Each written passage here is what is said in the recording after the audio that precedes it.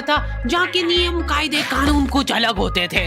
इस जेल के कैदी डेली अपने घर से बस्ता टांग के यहाँ पे आते हैं दिहाड़ी करने। कई माँ बाप उनके बच्चों को खुद इस जेल में फेंक के जाते हैं ताकि उनका बच्चा जिंदगी में एक सक्सेसफुल दिहाड़ बन सके। दरिंदे रोक दे बच्चा। मैं अपनी दिहाड़ी करने वैन से जाता था। हमारी वैन वाले ड्राइवर का नाम था भैया जी और उसकी वैन का नाम था मैजिक, जिसका हर दूसरे दिन टायर पंचर हो जाता था। बच्चे लोग स्कूल जाके पढ़ना सीखे ना सीखे टायर पंचर बनाना जरूर सीख जाते थे। लेकिन भैया जी से मेरा अलग अटैचमेंट था। उनसे मेरे को दिल से नफरत थी। ये आदमी सुबह 5 बजे आके मेरे घर के सामने हॉर्न बजाता था। अरे भैयू, ओए भैयू, जल्दी से तैयार हो जा बेटा, 5 मिनट में निकलना है फटाफट। 9 बजे का स्कूल है यार हमारा। लेकिन ये आदमी सुबह सबसे पहले आके मेरे को लेता था। उसके बाद हम 3-4 घंटे पूरे शहर भ्रमण पे निकलते थे। शहर के पूरे आखिरी कोने से बच्चे ले लेके आता था ये आदमी।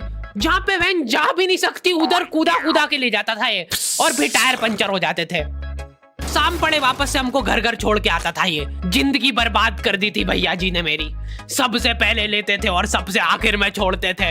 लेकिन मैं फिर भी उसी वैन में जाता था क्योंकि चमेली भी हमारी वैन में ही आती थी। और बात यह है कि वो मेरे पास ही बैठती थी, मतलब मजबूरन। उसके पास और कोई ऑप्शन ही नहीं बचता था और मैं बचाता भी नहीं था। मैं घर पे जाते से जो 2-3 घंटे मेरे को सोने के लिए मिलते थे उसमें सोता नहीं था और मैं प्लानिंग करता था कि कैसे चमेली सिर्फ मेरे पास बैठे। चमेली सबसे आखिर में आती थी और मैं सबसे पहले सुनसान वैन में चढ़ के बस्ता अपने पास में रख के और फसर के सो जाता था। बाकी सारे बच्चे अपना बस्ता गोदी में रखते थे क्योंकि तुम्हारे बाप की वैन नहीं है, मतलब मेरे भी नहीं थी।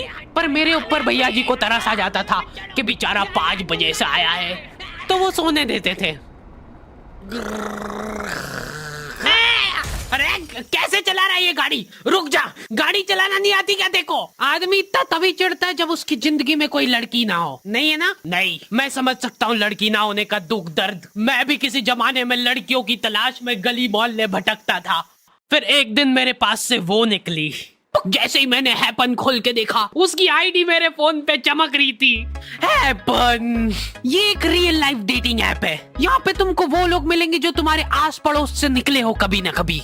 100 किलोमीटर दूर रहने वाले लोगों से बात करके फायदा ही क्या जब तुम मिल ही ना पाओ।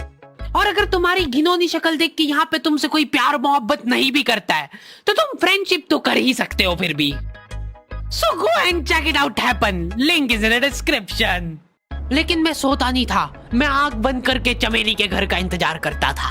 तो क्योंकि चमेली आखिरी में आती थी तो वैन पूरी पैक पुक हो रखी होती थी, बच्चे बाहर उबल रहे होते थे और मैं अपना बस्ता पास में रख के एक्टिंग देखो एक्टिंग। और जैसे ही वो आती थी, हड़बड़ाना नहीं, ऐसे टाइम पे हड़बड़ाते नहीं है कि फटाफट बैग उठाया और आओ इधर बैठो जल्दी। मत करना ये हरकत, भाग जाएगी वो। ठरक नहीं झलकना चाहिए जरा सिक भी, एकदम सटल रखना है। क्या हुआ? और कहीं जगह नहीं है क्या? तेरे मुंह में मूत दूंगा मैं। अच्छा ठीक है, इधर ही बैठ जाओ। देख रहे हो एक्टिंग देखो तुम लौंडे की। ना जाने कौन सी नशीली खट्टी मीठी खुशबू लगा के आती थी चमेली। आज तक उसकी खुशबू है मेरी नाक में।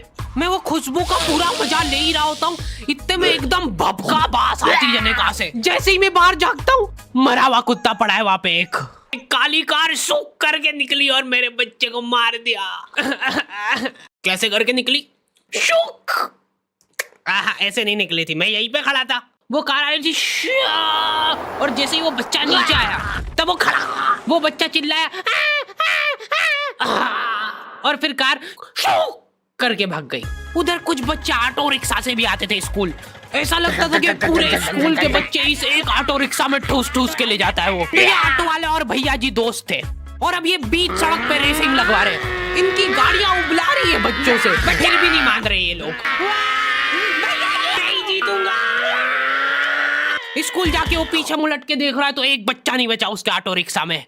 हमारे भैया जी बेचारे पीछे से उनके गिरे हुए बच्चों को उठा उठा के ला रहे थे। ये सब हरकतें करके हम लोग जैसे तैसे कैद खाना पहुंच जाते हैं।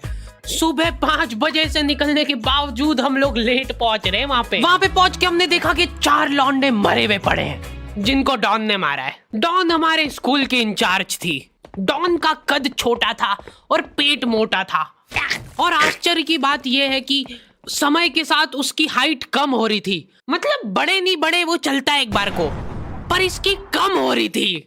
डॉन बहुत स्ट्रगल करके कार से स्कूल आती थी खड़े होके, क्योंकि बैठ जाए तो उसको सामने की सड़क नहीं दिखती थी। वो अलग बात है, खड़े होके भी पूरा नहीं दिखता था। हर रोज 2-4 कुत्ते कुचलते हुए आती थी वो। फिर मेरे को समझ आया कि रास्ते में जो कुत्ते दिखे थे वो डॉन इस कैद खाने में छत पे बैठी रहती थी स्नाइपर लेके।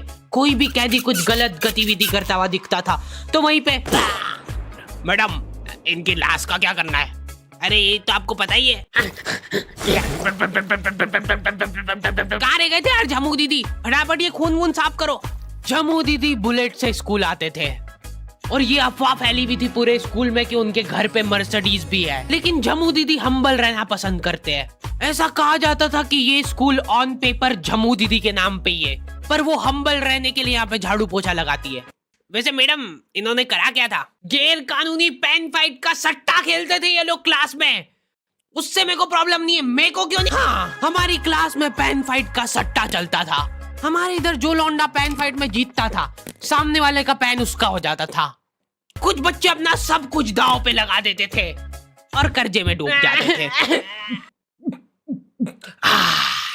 फिर भी वो लोग हार नहीं मानते थे और अपने दोस्त से पेन उधार लेके खेलते थे और वापस हार जाते थे। तो अब क्लास में कुछ बच्चों के पास पोटला भर के पेन पड़ा है और कुछ बच्चों के पास पेन ही नहीं है।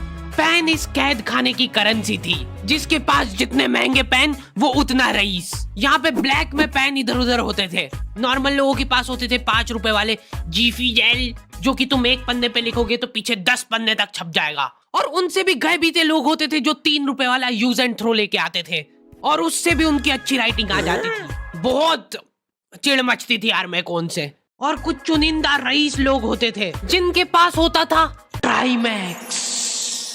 हर बच्चे का सपना होता था कि उसके पास एक ट्राईमैक्स हो, साथ में आसपास 2-4 लड़कियां हो। मेरे को प्लीज मेरे को यहाँ पे ऑटोग्राफ दे दो। ये लो ट्राईमैक्स किंग के, ये ट्राईमैक्स क्या बात कर रही है? सही में एकदम रईस लोग ही अफोर्ड कर पाते थे ट्राईमैक्स। वो बाबड़े भी एक एक अक्षर लिख के रिफिल खोल के देखते थे।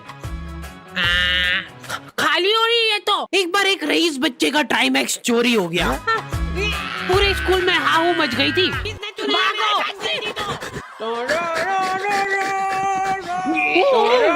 देखो, उस दिन हमको पता चला कि वो आदमी दौड़ भी सकता है।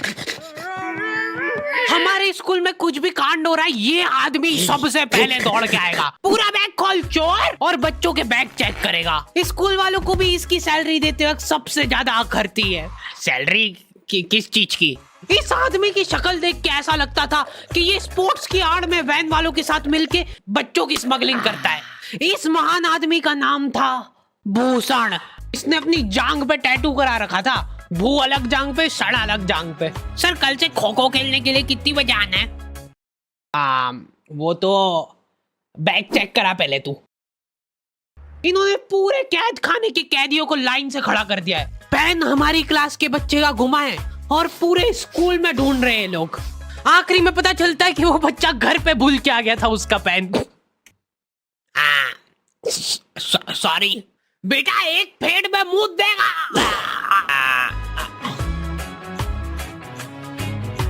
ऐसे तो नमूने बच्चे थे हमारे स्कूल में, और टीचर लोग उनसे भी गए बीते थे। हमारे स्कूल में टीचरों को उनके नाम से कोई जानता ही नहीं है। बच्चों ने उनकी हरकतों के अनुसार टीचरों के नाम रखे हुए। हमारे इंग्लिश वाले टीचर का नाम था छोटा भीम। इससे चिड़चिड़ा आदमी मैंने आज तक नहीं देखा। छोटा भीम की हॉबी थी लड़कों को कूटना।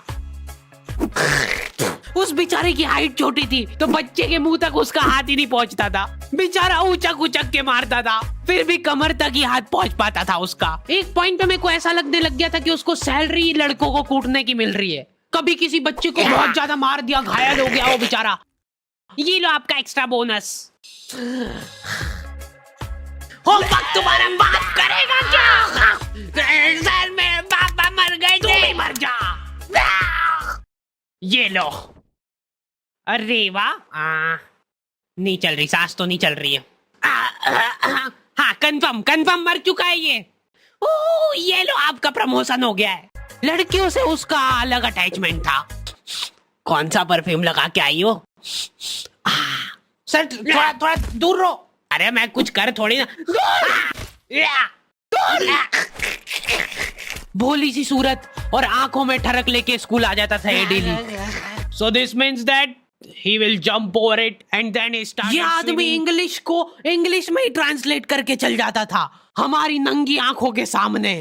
इधर वॉशरूम में मौत का नंगा नाच मचा रखा था लॉन्डो ने। 4 लॉन्डे दिन दिन भर वॉशरूम में जाके खड़े हैं, कुछ भी नहीं कर रहे वो लोग वहां जाके। उनको बस मन की शांति मिलती है वहां जाके। अगले दिन उन चारों ने प्लानिंग करी कुछ तो प्रोडक्टिव करते यार वहां जाके। अगले दिन वो सब पानी की बोतल लेके गए। अब वो पानी पी पी के हाथों हाथ मूत रहे हैं। और ये टीचर लोगों को प्रॉब्लम क्या है, बच्चे अगर वॉशरूम जा रहे हैं तो एक गया है तो अभी दूसरा नहीं जा सकता है। क्यों?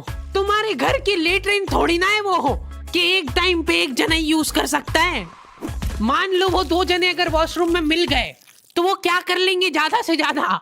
भाई यहाँ का बल्ब निकाल लेते हैं ना। हाँ निकाल लो, फीस भरी है अपन ने। लॉन्डो को ऐसा लग रहा है कि इन्होंने फीस भर के पूरा स्कूल खरीद लिया है। 10 लॉन्डे कॉरिडोर में छाती चौड़ी करके चल रहे हैं प्रिंसिपल के सामने। प्रिंसिपल को इग्नोर कर रहे हैं ये लोग। इनको ऐसा लग रहा है कि इन्होंने फीस भर दी है तो प्रिंसिपल इनके पैर पड़ेगी। उनमें से आधों ने फीस भरी भी नहीं है। हमारा स्कूल बिल्कुल सेफ नहीं था। हमारे वॉशरूम में चोरियां हो जाती थी यार। बल्ब चोरी करने के बाद सब लोग अंधेरे में मूत रहे एक दूसरे के जूते पे। उधर उधर कर। उसके बाद पूरे वॉशरूम में कुछ दिख नहीं रहा है चोरी करने का। तो ये लोग हाँ नल उखाड़ के ले गए। नल कौन ले जाता है? कभी वो मछली वाले साबुन चोरी हो जाते थे, कभी ये फिनाइल की सफेद गोली को माउथ फ्रेशनर समझ के खा जाते थे। भाई भाई इसको चबा मत, इसको चूस, ज्यादा देर तक चलेगी ऐसे। ठंडक हो रही भाई, ठंडक।